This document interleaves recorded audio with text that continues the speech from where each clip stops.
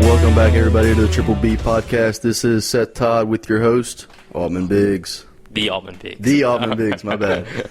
Yeah, so this episode, we kind of just wanted to jump in and discuss, me and Altman, about how the setting and the people around you can affect your training or lack thereof. Some people like to train alone. Some people feel like they have to train in a group. What are your thoughts on like the solo versus group training type thing? I see it as whatever works for you. I mean, some guys grow up in a group setting where they actually train pretty intensely, pretty hard, and it helps them. Then you have those guys that are kind of like the lone wolves. They just train on their own. They have the hoods on and everything. They just want to get in and get out as soon as they can. Absolutely.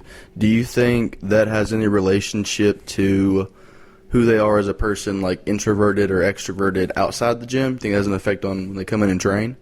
Absolutely.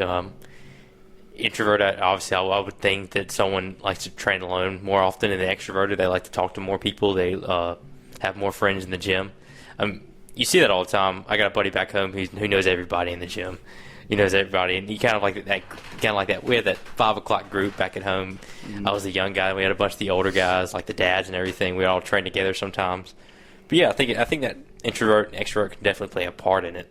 Yeah, I agree. I'm more of an introverted person. I'd rather just keep to myself. Mm-hmm. But as far as like equipped lifting, it's kind of hard when you get into equipment to train by yourself.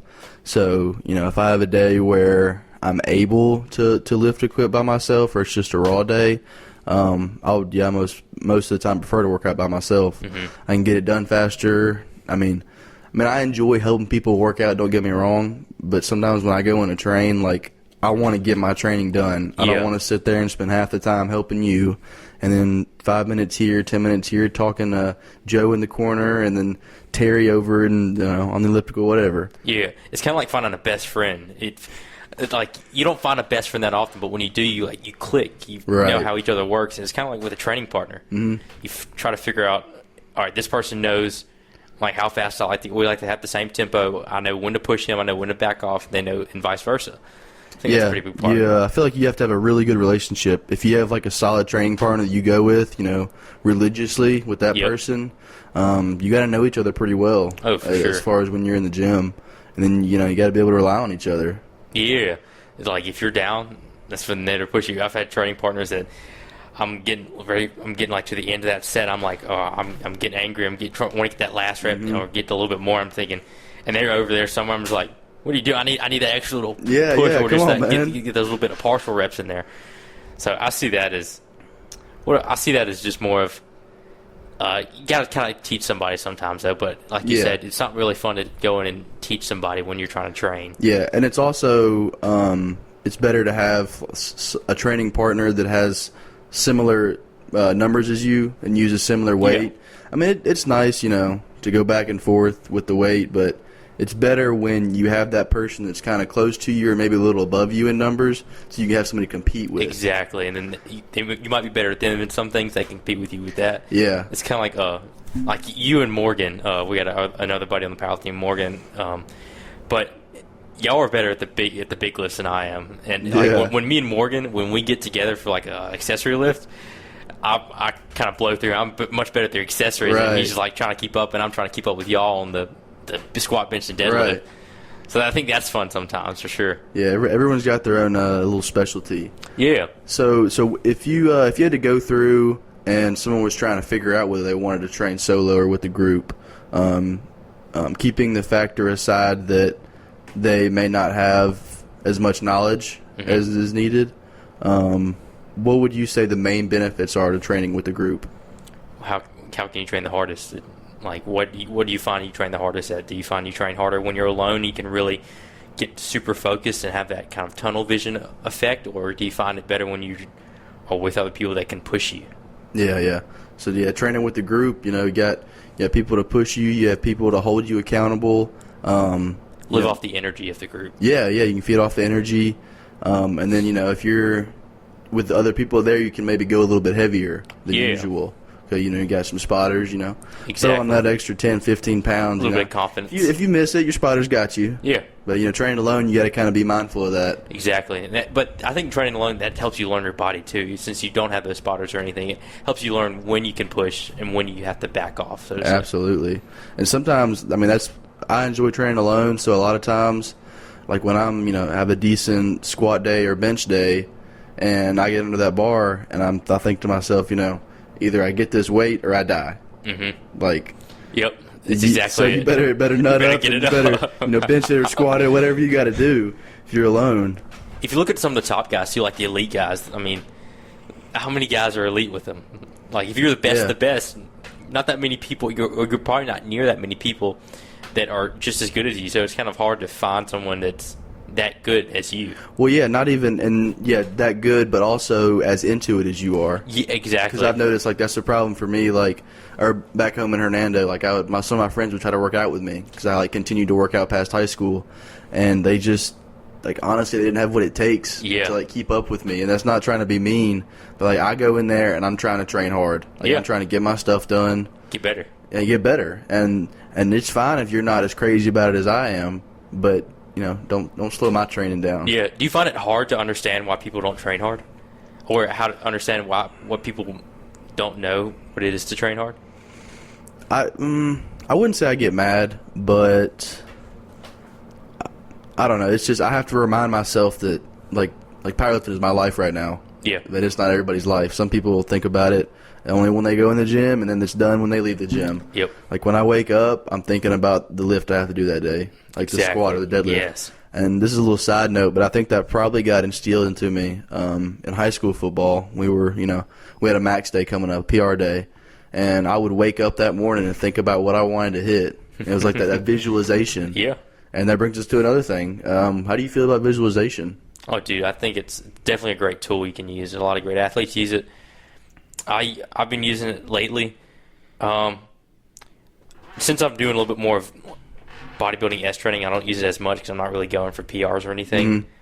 But I think it's definitely a great tool you can use to have in your arsenal of getting ready for a meet or something like that. Yeah, so that visualization could include, visualizing yourself successfully lifting something before you go up and do it.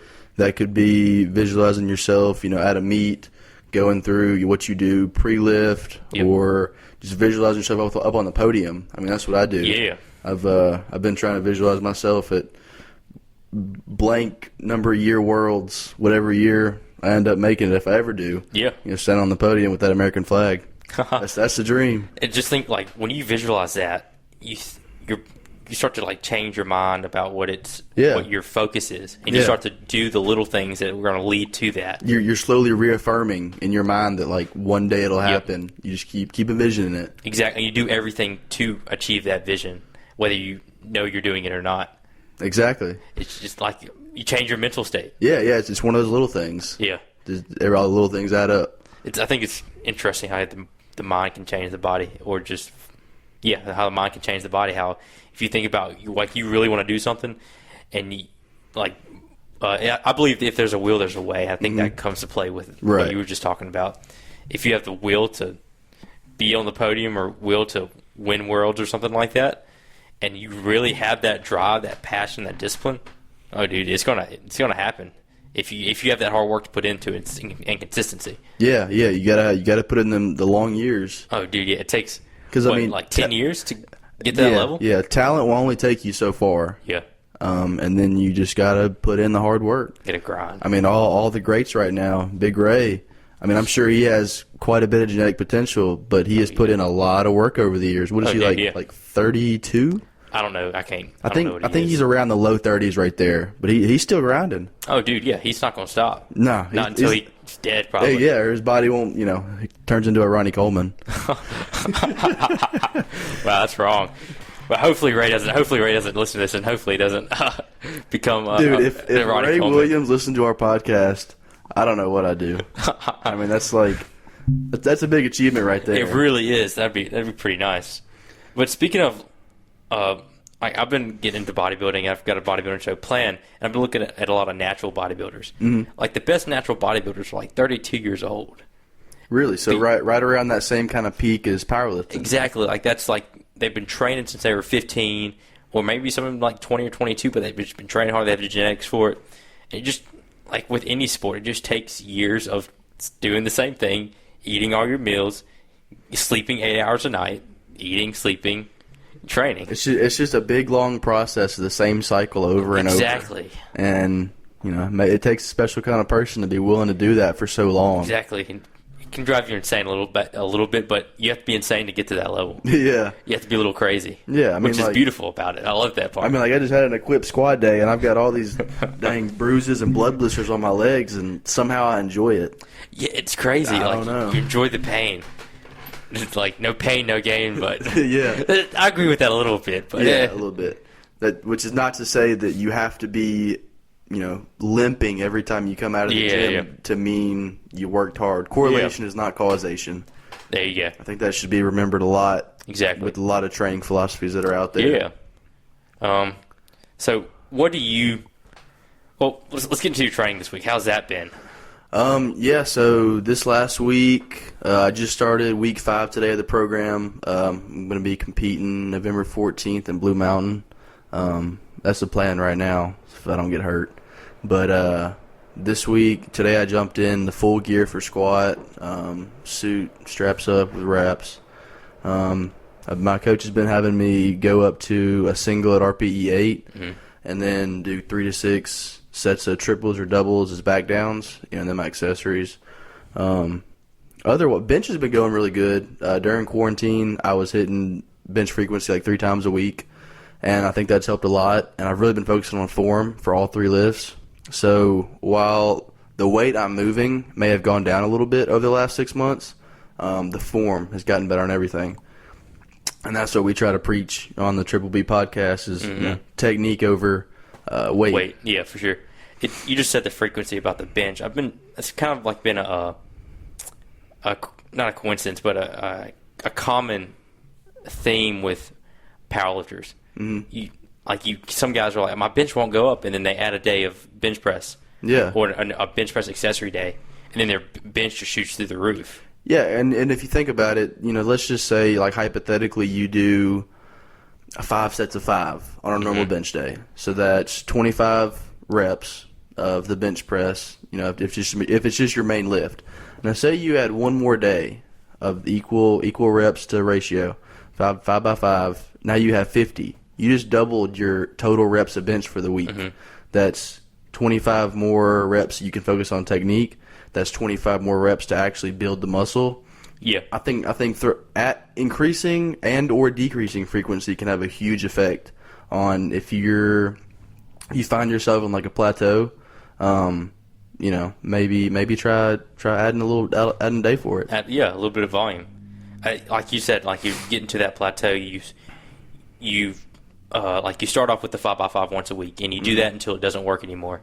And then you might add another day of like 3 by 5, and you do that till it doesn't work anymore. Then you might add 5 by 5, and then a 4 by 5, and then again do that till it doesn't work. It's just a continuous process of adding it till it doesn't work anymore. Yeah. Training is very finicky in that if you're plateauing or you're not making improvement, there's a lot of things that could cause you to start improving again. Yep. Like it's hard to nail down specifically. Unless you only change one thing at a time for, a period of a mesocycle, and then nothing changes, your numbers don't go up, your form doesn't get better. If you change one thing and nothing changes, then you can say, okay, it wasn't that. But, you start adding, let's just hypothetically, your bench has been plateaued for like 3 to 6 months. So you add a day of frequency, you add a meal, you add 2 more hours of sleep a night, and you focus on your form. And your bench goes up. Does it really matter which one of those it was? Your bench went up, so how about you just keep doing those? Yeah. Like do something until it doesn't work. Exactly. That's what I like to say. Yeah, like if it's not broken, why fix it? Exactly. It's just a very common, simple thing. Yeah. Some people try to overthink powerlifting. And just training in general, just lifting. If you want to get bigger and stronger, go lift. Like my favorite question to ask someone is, how do you increase your squat? Squat. How do you increase your bench? Bench. How do you increase your deadlift? Deadlift. You heard it here. I mean, come on, guys. Just squat, bench, and deadlift more. Because people are like, oh, this is the secret to add 50 pounds to your squat or whatever like that. Yep. You know, the secret is I eat 10 chickens a day. I drink 3 glasses of orange juice, but some of the chicken has to be mixed in with the orange juice to get extra like a juicy benefits. smoothie. Exactly. It opens up the pores. I'm just kidding. But yeah, don't eat raw chicken. don't take that. Don't take that. But yeah, it's just these common. I love seeing, like, especially the older guys on Instagram or the guys who have been, or on YouTube too, guys who've been training for a long time. They've got the same questions over and over. Yeah. Or just like they want that secret, and everyone's just like, eat, sleep, and train, guys. It's not that hard. All the greats and the older guys in the sport, they have it figured out. Oh, yeah. They're going to tell you to keep it simple. You know, the same thing that we just said. If something's working, then keep doing it. If it's not working, change it.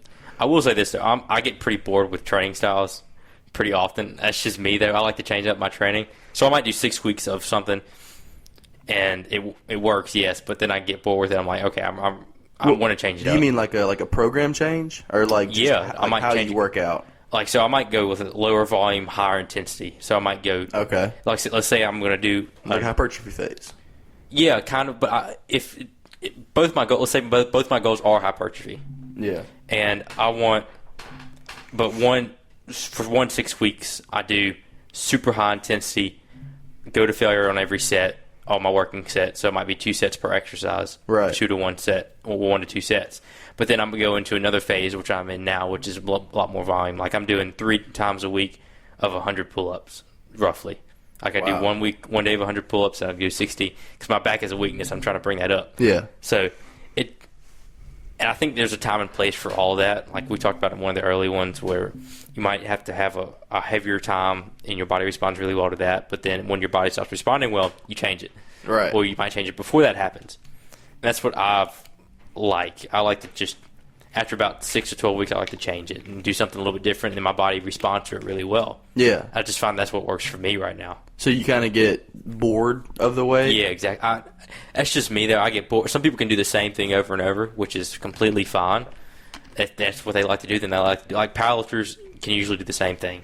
Yeah. Majority of the time. That's how you get really good at it. I mean, there's 3 movements. You just gotta have those perfect. Exactly. I mean, that's like I get tired and bored of like seasons of life quickly. Like, you know, it'll be summertime and I'm like, oh, I'm tired of working. I'm ready to go back to school. Yep. And then we're a month into school, or 2 weeks into school, and I'm like, I'm tired of this. Yeah, it's time to go back home. Yeah. But So- what is your take on training for how long do you like to train for a certain style or whatnot? Or do you find different styles work for you? Honestly, if it's working, I'll stick with it. But I like to keep it. I really prefer the lower reps, higher intensity. So like just strictly strength based training. Nothing on the main movement really more than 5 reps. And then you got your accessories, and then you're good. But I'm also a firm believer in looking at your weak points and figuring out not only what can you do during your main lift training, but what accessories can you put in to correct your weaknesses and, you know, make them stronger. So that's like if you've got a problem, let's see, with lockout on the bench, I'd start hammering triceps. Do a movement that is similar to that motion, but really targets the tricep more. Like I don't know. Saw Eddie Hall did one time like an incline bench, dumbbell tricep extension. So he put his elbow back and with the weight like behind his head, but he was on like an incline bench, and he just hit that, and that's Last little bit. Almost similar to like a pushing motion, but you're still using a good bit of triceps in it. Yeah. So, like you said, just finding what works for you. Like, you like to keep your training the same. If it's working, Yeah. I like to change it up. And these people need to know too. Like, especially, or just anybody, if you find a training style that you like, definitely stick with it. Absolutely. And then once you get bored or just it doesn't work anymore, change it. There's nothing wrong with that. Everything works. Everything works. Now, some of it might not work as well as others, but it's going to work. And it also depends on how hard. Like, I had one of my mentors told me, it depends. I can give 2 people the same program, and they have exactly the same genetics and everything. one's probably going to get better results than the other due to mindset and how hard they work with that program. Well, there's a lot of factors that could go into it. Oh, dude, for sure. Like how they're sleeping, eating. If you're doing everything right, then you're probably going to get results from that program. Right. If you're doing everything wrong, you're probably not going to get results. You might get, like, one dude might gain 5 pounds of muscle, and then the other dude might gain, like, 1. I mean, you could have two people pretty much exactly the same on paper, and all the factors are kept the same while they're working this program, and one will still probably make better gains than the other. Yeah. I mean, everybody's body's different. Exactly. That's why, one thing, like, when people come in, they say, like, this dude, he's so much bigger than I am, but I'm stronger, but I'm not as big. Well, you're just two different kind of people. Right. Maybe you're just you have a better neurological system. Your CNS is a lot better, so you can pull bigger weights and lift a lot more. And then one dude just might be more genetically gifted for muscle mass instead of pulling or lifting bigger weights. Absolutely. And this brings me to another topic. A lot of times you follow the big powerlifters on Instagram, and you see them just consistently posting like PR after PR, and you're like, dude, what are they doing to PR every week on everything? You know, it seems like they're always going up. Well, Instagram is, you can put whatever you want on Instagram. But the majority of the big powerlifters, they're not going to post those failed sets that they did. They're not going to post those, 20 sets of accessory work that went into building that squat up. And it also is maybe just how their program is built. Like, you have to look deeper into more than what they post. You have to look at it over a whole program viewpoint. And, exactly. If they're one of the top powerlifters, I'm sure they have a coach or they program themselves, and they know what they're doing. If you look at Ed Cohen, he didn't max out till the meet. He would write his program out for the whole 12 weeks and then do every single weight he wrote out. He didn't go up, down. If it felt good, it felt good. If it didn't feel good, it didn't feel good. He didn't go up or down. Like, he just kept it the same, and then he inevitably just added 5 pounds each time and just got that much better. Basic linear periodization. Dude, exactly. And but like you said, different styles. Like Joey Flex, it seems like he likes to do a lot of heavy singles or go for a heavy single each day for that lift. And it works really well. He got really good at coaching that. I mean, like I said, I work up to, on squat and deadlift, a heavy single at 8 every week, or I have for the last 5 weeks. So if I posted that single every week, you would think, man, he's just maxing out every single week.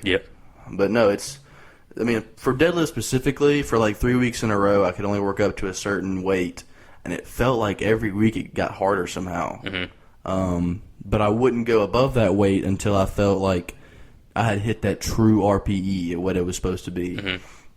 And that brings us to another thing, RPE. What do you think about like RIR and RPE? Well, actually, first, what are they? Well, RIR is reps in reserve, and that's more of, let's say you're going to do a set of like a dumbbell bench press, and he says go to 3 reps in reserve. That means you go 3 reps from technical failure or failure.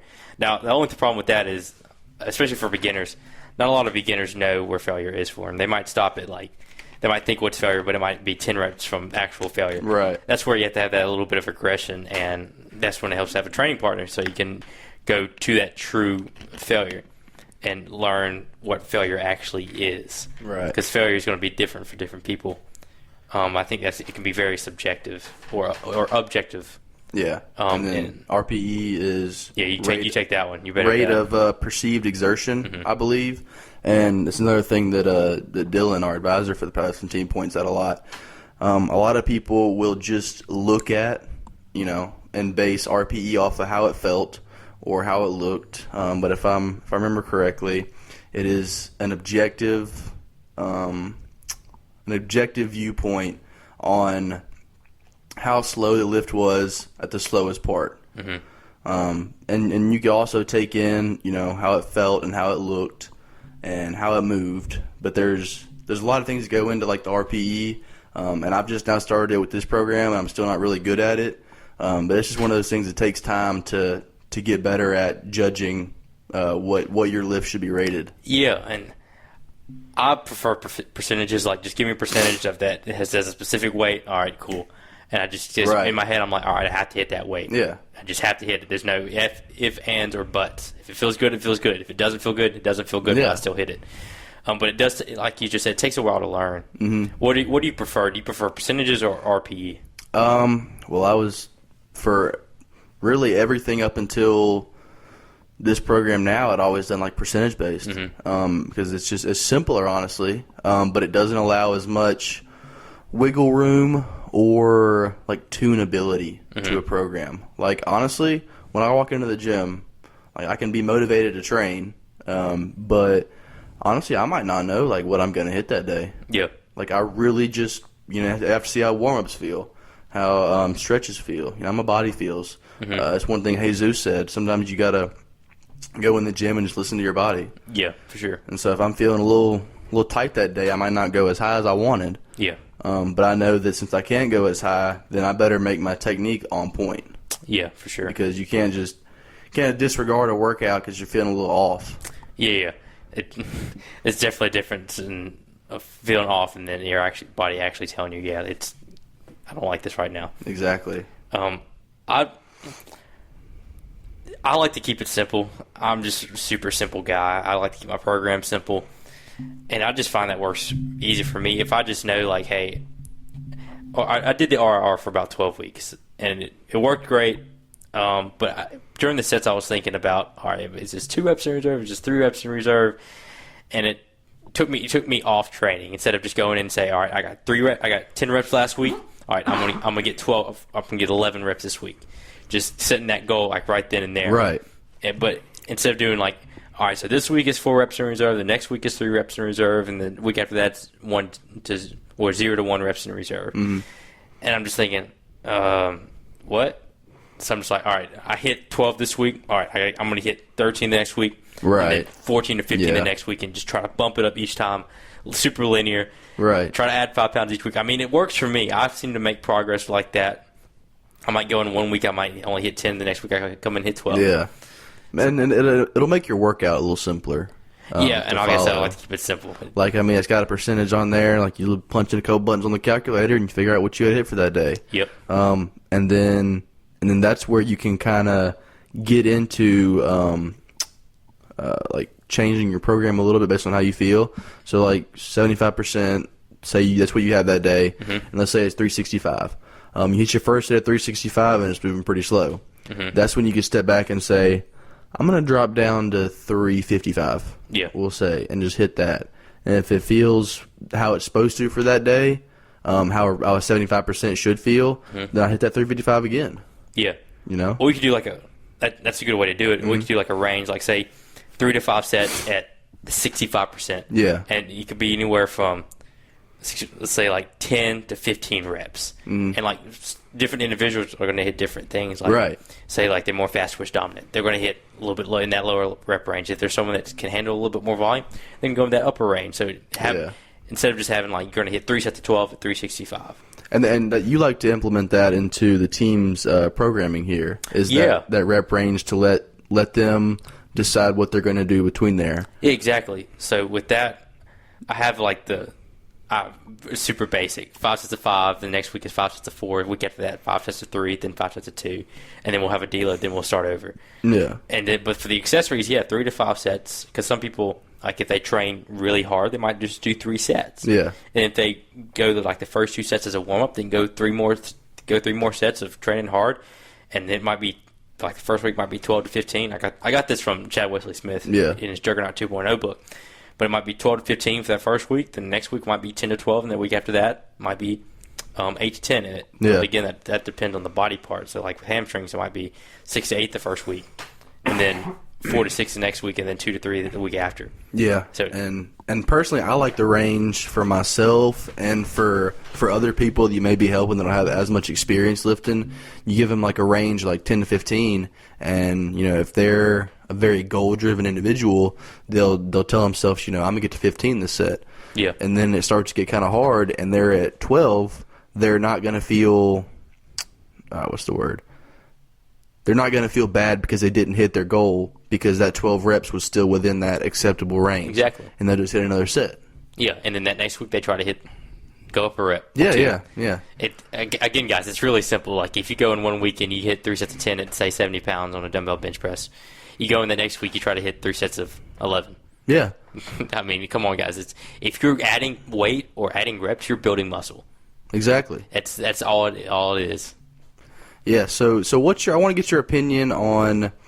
There's a lot of different types of gyms here and there, and everything from the Planet Fitness to like the West Side type gyms. Yeah. What is your preferred type of gym? One that I can grunt in, sweating. Because we had a problem with this at our gym. You want to tell the story? so Altman here, he's a very goal-driven and I had to get more than 12 reps. noise individual. So Altman's over on this was a hack squat machine? Like a hack squat machine. And he's got a bunch of plates loaded up. And this is like prime time like for gym, like 5:30, 6 o'clock. And he just starts yelling. It wasn't like yelling. It was more of like I was getting to that like 15th rep. If we weren't on microphones, I would reproduce that yell. And he did it for like a couple reps. And you got a good bit of weight, so I can kind of understand. Yeah, I had 4 plates on each side. I was like, all right, let's do this. Yeah. But I was like, oh man, you can kind of calm down, man. Like there's other people here. Dude, when I'm training, man, like it's just I have that goal. Yeah. So you want a gym you can be able to do that in. Yeah, just like train hard, take your shirt off. Again, have that, like we talked about earlier in the podcast, have that atmosphere of like there are other guys in there that want you to train hard, that want to get better. And like you said, I'm a very goal engineered person when I go into the gym. If I got 12 reps that week, that next week I'm going in and I'm getting at least 13, if not more. I have to get it. If I don't, then it's going to be an awful training session for me. And if you're someone that likes to lift at Planet Fitness or Orange Theory, whatever it may be, if that works for you, come to Club 24 and start. But if that kind of gym works for you and it's got all the equipment you need and you're just the average gym goer, I mean there's no reason to change. But if you're going to a commercial gym and people are telling you to not yell so loud or no chalk. Yeah, I know you have a problem with the no chalk thing. Since being a powerlifter and everything. Like grip the bar and stuff. Yeah, I mean I gotta have chalk.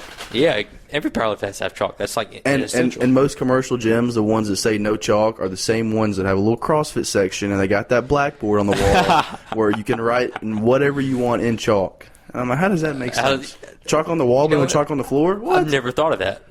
Really? I've never put those two together. It doesn't make any sense. It doesn't make good. But Lord. I just got this little bag. I forget what it's called, but it's this little bag, and it's got like chalk balls in it. It's this little kind of like a cheesecloth type bag, where it's like got a little drawstring on it, and you can put more chalk in it. You just stick your hand in the bag and squeeze it, instead of having to like take a whole chalk block out. Yeah. It's pretty nice. I saw you using that. I was wondering what that was. Yeah, it just keeps the mess lower because I've gotten up from a bench and straight up kicked my whole chalk bowl, and then you're the idiot sitting there cleaning up chalk off the floor. Dude, what doesn't make sense to me though, in our gym, like you might have like some big guys come in there, and they might be deadlifting, but they might just like slam it down every time, and they don't say anything about that. Right. But when someone's training hard and getting a little bit and grunting a little bit, they're like, no, you can't do that. But this dude over here just deadlifted 225 and slammed it on the ground a couple of times. You weren't just grunting a little bit. I had my earphone. I just had so the whole gym like turns and looks. Really? Yeah. I didn't Everybody think saw. They were like, I saw these gangs. Why is that small lat man over there grunting on the hack squat? But yeah, I'd prefer a gym too where I can grunt and slam a deadlift and have chalk here and there and be in my equipment and not feel judged by the average gym goers. The guys that can't even squat 135. Yeah. I'm over here throwing on this equipment, wrapping myself, and they're like, what is this guy doing? Is he going to wrestle somebody? Now, I'm not saying that it's if you squat 135, you're a horrible lifter. You have to start somewhere. Absolutely. We all started at 135, if not less. I did. So, not saying that's bad. Right. Just some of the people that are very judgmental in the gym have no room to be judgmental. Yeah, they And I don't like to That'd be judge a thing. anybody in the gym either. Yeah, well, because again, we started it. Everybody was it's good that you're there at all. exactly like that's Better, exactly the bettering mindset. your personal health. Yeah, for sure. Like you see people who are like, "Oh, dude, what does that dude do?" And I'm like, "He's here to work out. He's here to do this, something." This is another pet peeve. Like when there's a larger individual on a treadmill or something or like elliptical, and someone goes, "What are they doing?" Like, dude, what else are they supposed Yeah, to do? exactly. Like they're- good they're- for them. They're trying to get fit. Yeah, they're trying to get where you are. Yeah. I mean, I know everybody wants to be as massive as me. Don't. Whoa, now Plug that Instagram, Seth.76. Check it out. you won't see much. Nice. Just because I'm not a bodybuilder means you're going to pick on me? Hey, you can still lift more than me. That's for sure. That's You exactly can still right. squat, bench, and deadlift more. That's exactly right. But I might look better in the mirror. So you recently competed in a meet Yeah. last weekend. Why don't you tell us about that? I'll say it was okay. It wasn't the greatest meet. I cut 15 pounds from my last meet, which my one goal was to do that, was to make weight. And in my mind, I won that. I was like, yes, I did it. Like I said, I'm a pretty goal. I hit my goal. I was super excited about that. Squats, I knew my squats weren't going to be the greatest, but I was hoping to hit something more than I did. And I did. I hit 415, which is about 10-pound PR. Nice, that's respectable. And it's been about what, 6 months? Yeah, since your but- last meet. And keep in mind, too, I've lost 15 pounds. Right. So Cutting weight never Yeah. really adds a whole lot of strength. Yeah, and I didn't eat for that morning or drink at all, so I was a little So you dehydrated. can make weight. Yeah. I ended up weighing in at like 181.2, and I Okay. needed to be 183.8. So Oh, wow. I did good on the weight. Yeah. But yeah, squats, did those. I was honestly I was just there to have fun, dude. Like I knew Yeah. I wasn't probably going to win. I just want to have fun because I've been training for it. So I was like, all right, I just want to go in and see what I can do. I hit 415, good. Bench comes around. That was a game changer. Really? 45-pound PR, dude. I was super impressed. Golly, what'd you PR at? 290. Wow. And Okay. so I was stoked about that, and it was a grind. That was a fun lift to do. Yeah. I love those lifts where you just grind it out, and it's just your pure willpower to get it up. That's my favorite kind of lift. Yeah. It's, And there were some legit judges there, yeah, like nationally certified judges, international Yep. competitors. they were getting you on. Like my leg just moved like this. Like my feet were on the ground and Yeah. everything. But you can move your foot, but you can't move your leg. I was like, and they called me on that. I was like, Yeah. come on, yes. I mean, I just moved my leg a little Yeah, bit. there were for sure still some BS calls there. Yeah. But they were holding everybody to a high standard. They really were, but I was just happy to get the 290. I came down on the chest, and I have a pretty close grip. It just feels better for some reason for me. And it explodes off the chest, and then I get like right in that middle zone. I'm just slowly grinding it up, and and I hear someone in my left ear saying left, left, left, because my left was lacking. But then I get to the top, and I just like, just get that scream in there, like I love to do, because I hit a PR, man. Right. And then deadlifts. I went to 490. I'm calling it. I hit 490. My first attempt was 445. Then I did 475, and I dipped down a little bit. Yeah. And then the 490 came around. I deadlifted up. The only thing that I didn't do was roll my shoulders back. My shoulders were curved a little bit. I picked it up, locked my knees out, and everything.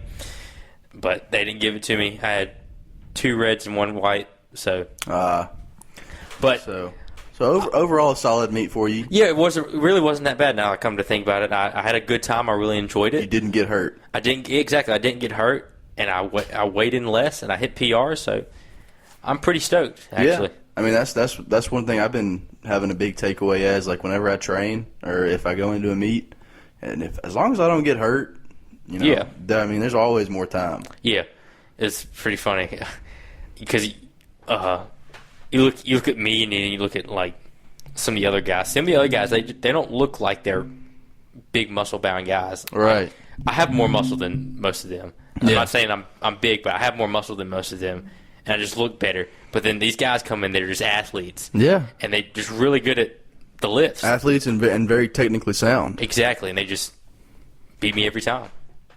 Sometimes that's how it is. Yeah, sometimes. But you went in with the goal of just having fun. Yeah, and like all my other meets, my first meet I was really serious. You probably might have been the same way. I was just serious. I was nervous. Yeah. The second meet I was a lot calmer. But this meet, I was just like, dude, if something big comes, it comes. Talked to a lot more guys, cheered them on a lot more because I wanted to see them do well. Because if I wasn't going to do well, then I want someone else to do well. Right. Yeah. But yeah, just having fun with it, meeting some new people. And that's kind of my plan for this November meet is just to hopefully just get back where I was in February before quarantine and before a little injury. But I'm not gonna. I feel like you have more fun when you don't put too much pressure on yourself. You don't take yourself too seriously. Yeah. Like it's a local meet. Nobody really cares what you lift at a local meet. Yeah. Like go and nobody's gonna remember. Lift for yourself. Yeah, exactly. It's funny. There was a girl there. She was going for a world. What was the state record? No, or it U.S. was a national record. It was a national record. Madison Heron, Blue Mountain, very strong. I was thinking of another girl. Oh, really? There were several girls they were going for records. Yeah, very strong women there. Yeah, exactly. But she's only in high school, and I was thinking, so what are you trying to do? She's like, I'm trying to go for a record. I can't remember exactly what record. She's like, what are you trying to go for? I said, myself. I ain't there for. I'm not strong enough for any records yet. Yeah. I'm just here to have a good time. Yeah, I feel like it's usually an overall better meet when you come out the other side. If you just try to have fun and just go in, meet people, learn things.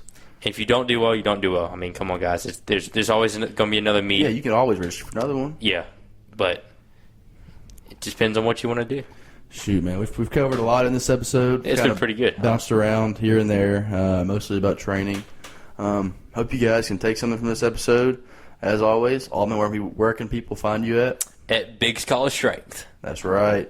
Check me out at Seth.Todd76 on Instagram and our Instagram podcast account, triple.b. Podcast. That's right. I almost forgot it. And if you haven't, go check out our last few episodes. We had Alexandra Chavez on last week. Had Caleb Meyer the week before, and then Jesus Oliveris before that. So go check out those episodes and have a great week.